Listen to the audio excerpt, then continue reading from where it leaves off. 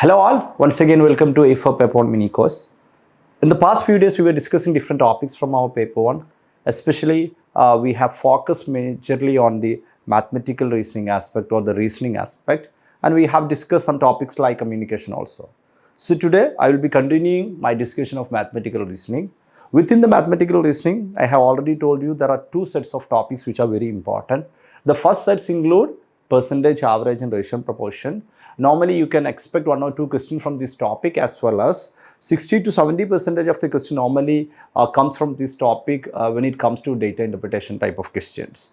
And also the second set of topic was interest and discounting, profit and loss and time and distance. So today I will be starting a topic from the second set, that's a profit and loss. Regarding profit and loss, a lot of questions are being asked usually in the recent years from this particular topic, profit and loss. So I hope you know what's profit, what's loss, what's the concept of profit and concept of loss. So it comes like we have a concept of cost price. Okay, we have a concept of cost price.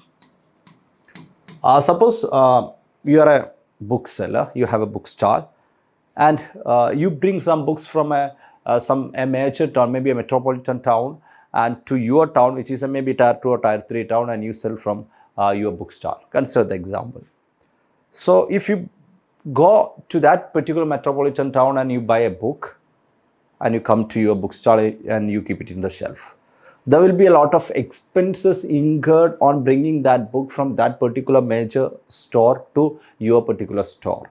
And so cost price include all expenses that comes under the head of bringing a particular product to a place where you are selling that. For example, in that particular case, there will be an original price of a book that you have paid to that major publisher. So price of book will be a part of the cost price. Then you would have incurred some expenses on going to that particular town. Maybe you have, when just to buy this single book, then the whole expenses comes under the cost price of this book. If you have bought a lot of books, you can equally share it. So consider you have bought only that single book. So it will include that travel expense,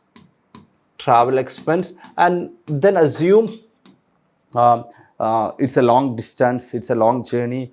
It's a bit far from your particular location, and you have your own tea and snacks from there also. It also comes under your cost price, which means cost price is all direct and indirect expenses incurred on buying and bringing a particular object to your shop or to the place where you sell it. So that is a cost price. I hope it's clear. Then we have the concept of selling price. Selling price. Selling price is the amount you get after selling a particular product, or it's the amount that's left with you after selling a particular product. So for example, you sold these particular books for, consider 300 rupees. So if you don't have any other expenses regarding selling this book, your selling price will be 300. But at the same time, consider you are selling through an online platform. You have some service charges, for example 40, and you are packing it, and you have 40 as a service charge and consider 30 as a packing charge. The selling price will be 300 minus 40 minus 30, that is 230. Okay, the selling price will be 300 minus 40 minus 30 will be the selling price. Okay, will be the selling price.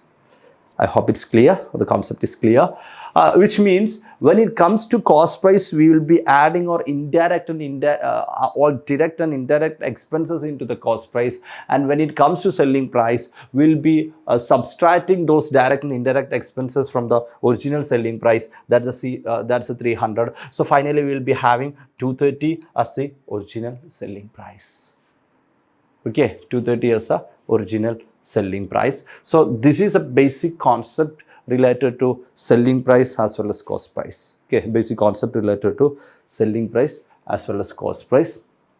Then coming to the concept of profit and loss. Okay, let's discuss the concept of profit and loss. Yeah, so we have selling price, the price we get after selling a particular product, and the cost price, the price we have to pay or the price incurred on us for buying that particular product. Then profit works or profit happens when you have selling price greater than the cost price. When the amount you receive after selling a particular price is higher than the amount incurred on you for producing or bringing that particular product, then we can say that particular case we have the profit. We have the profit. And also, how we will be finding the value of profit? It's quite easy to find the value of profit. So we'll be having profit is equal to, the value of profit will be equal to SP minus CP. The value of profit will be equal to SP minus CP. So we have profit is equal to SP greater than CP and value of profit is equal to SP minus CP. And also we have the concept of profit percentage, which is normally asked in the question. Okay, normally a lot of questions are asked regarding the concept of profit percentage. So we have the equation for profit percentage. We have the equation for profit percentage. Profit percentage is equal to profit, that is a value of profit, that is this one that we get by subtracting cost price from the selling price. So we have profit percentage equal to profit by CP into 100. Okay, so we have profit percentage is equal to profit by CP into 100. Okay, profit by CP into 100 is a profit percentage. Okay, profit by CP into 100 is a profit percentage. So next we have the concept of a loss. Okay, so gain is another term, synonym we use for profit. Okay, in certain questions we can see what's the gain percentage. Okay, how much percentage is being gained. Then we have the concept of loss. Okay, so we have a loss in a particular sale when we have cost price is greater than the selling price. So when we have cost price greater than the selling price, we'll be having the loss, and we'll be finding the value of loss by subtracting. Loss will be equal to cost price minus selling price. Here it is selling price minus cost price. Why cost price minus selling price? Here cost price is greater. We'll be always normally subtracting the selling price from the cost price, and we have the loss percentage. So we have loss percentage is equal to loss by CP into 100. So we have the loss percentage is equal to loss by CP into 100. So these are the two equations you should be thorough with when it comes to topics profit and loss. That is loss percentage is equal to loss by CP into 100, and profit percentage is equal to, yeah, this is it. Profit percentage is equal to profit by CP into 100. Okay, so remember a very crucial point you shouldn't forget at any case. In both cases we have the denominator as cost price. Okay, some students get confused regarding that, because when it comes to profit we have SP greater than CP, and when it comes to loss we have CP greater than SP, but whether it's a profit or loss we'll be dividing it by CP. Okay, it's profit by CP into 100 and it's loss by CP into 100. So this is a two equation you should be thorough with when it comes to doing profit and loss questions. So let's try to do some sample questions. Yeah.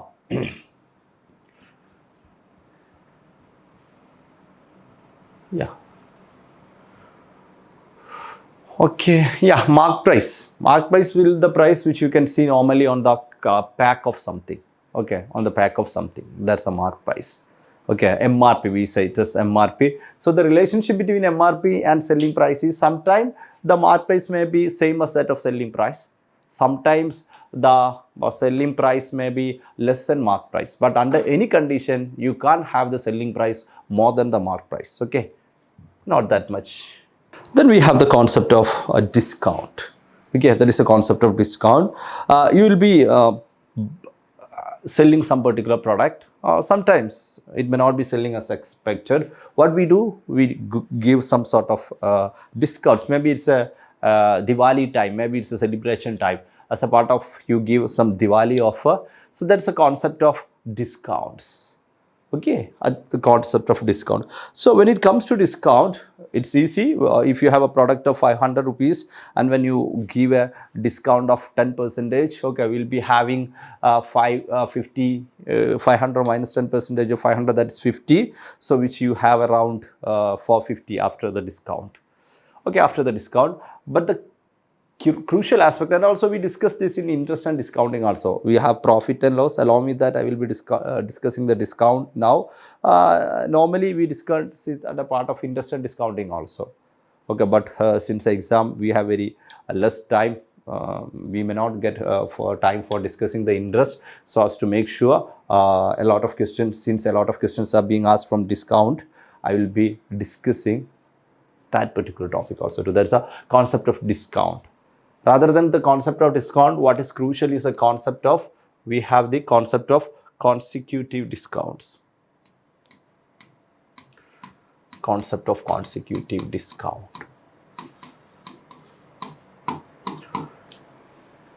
Which means you will be selling a particular dress.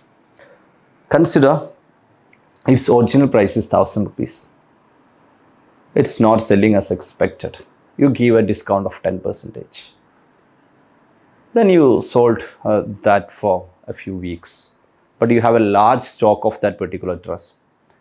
And even after giving 10% discount, it's not selling as expected. Then you give another 20% discount. You sold it for a few days or a few months. Then you have some more stocks remaining. You want to make it empty, or you want to sell it all. You give another discount of 30%. So this is what we call the concept of consecutive discounts. The concept of consecutive discounts say that you give a particular amount of X percentage of discount at a particular time period, and after a few, then you sell it for some time, and after a few time, or after a few weeks or few months, you give another discount. Then you sell some products, some quantity of that particular products, and after some more weeks, you will be selling the whole product.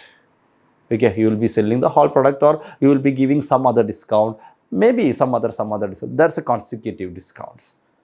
So what the concept here is, when it comes to consecutive discount, what is the equivalent discount? Okay, consecutive discount is when you give a 10% discount at a particular time, you sell the thing for some time, then you give another 20%.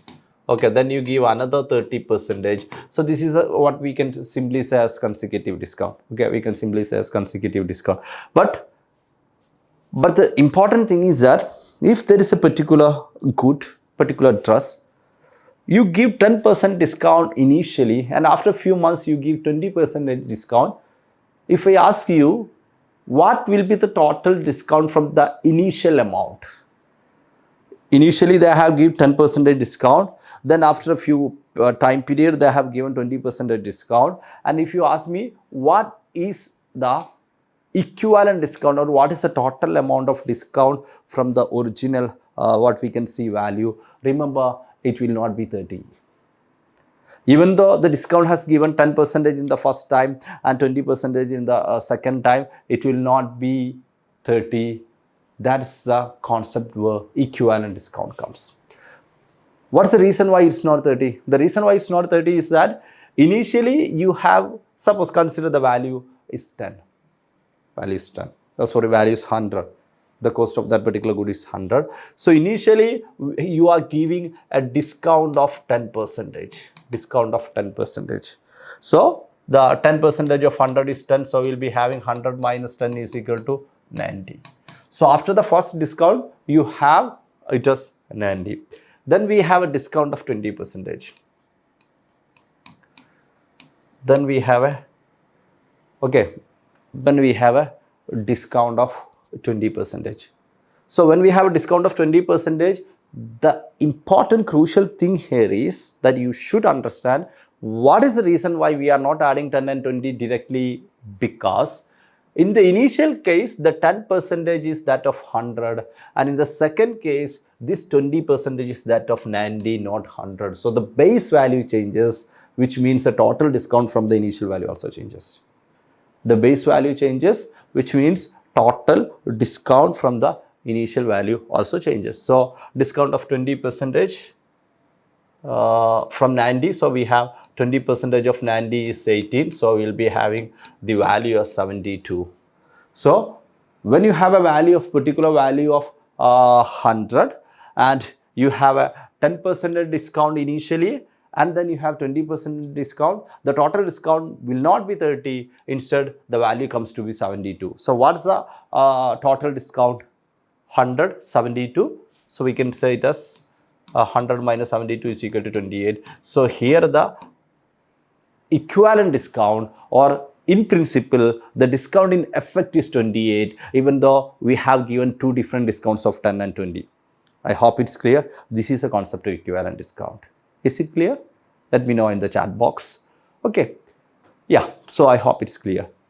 So how we have done here is that we have taken the initial value as 100, then we have subtracted 10%, then we have find the value, then we have again subtracted the 20%, and this is a way how we have done here in this particular case. But when it comes to exam, you can do this way, or we have an equation also. We have an equation also. That's a equation for equivalent discount. Okay, we have the equation for equivalent discount, that is x plus y minus xy by 100. So that's the equation. So we have the equation for equivalent discount as x plus y minus xy by 100 is the equation for equivalent discount. Okay, so let's try to do this particular question using this particular equation.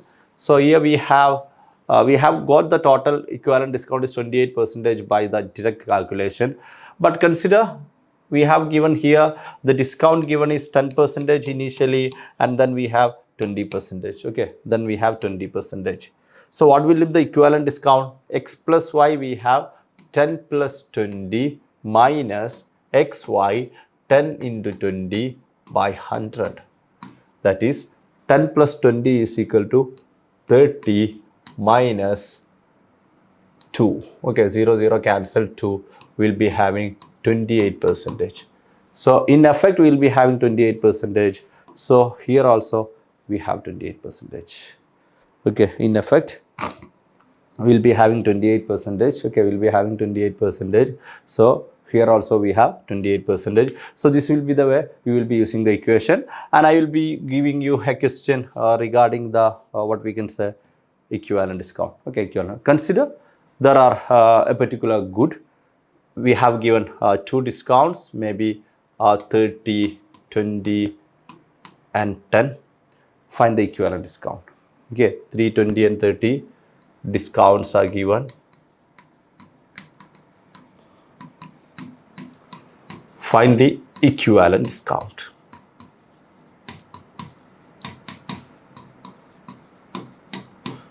Okay, find the equivalent discount. Yeah. So this is a question.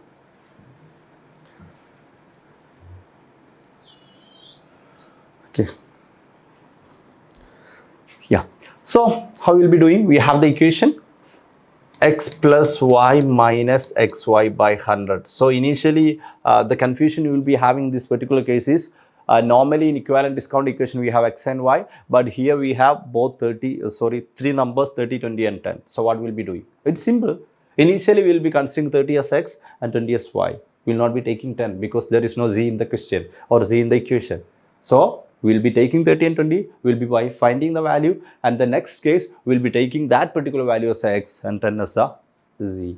So let's try to do 10 as a y. Initially we have 30 plus 20 minus 30 into 20 by 100.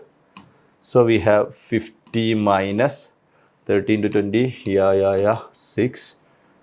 Okay, that is equal to 0, 0 cancel, 0, 0 cancel.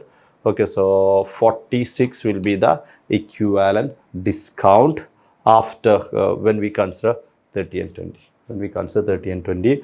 Next we have 10 remaining. So now we'll be taking the answer from the first x and y, 46 as a x in the second case. Okay, 46 as a x in the second case. So we have 46 plus y, we have 10 minus 46 into 10 by 100.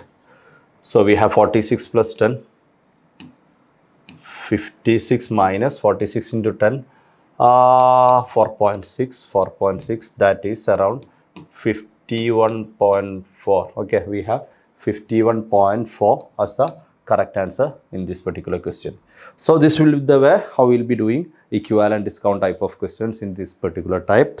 And in the next session, we'll be doing questions regarding the profit and profit percentage. So I hope you are clear regarding the basics of profit, loss and discounting. Profit happens when we have the SP greater than the CP, that's the selling price greater than the CP, and loss happens when we have the cost price greater than the CP. The equation for profit percentage is equal to profit by CP into 100, and for loss is loss by CP into 100, and the equation for equivalent discount is x plus y minus xy by 100.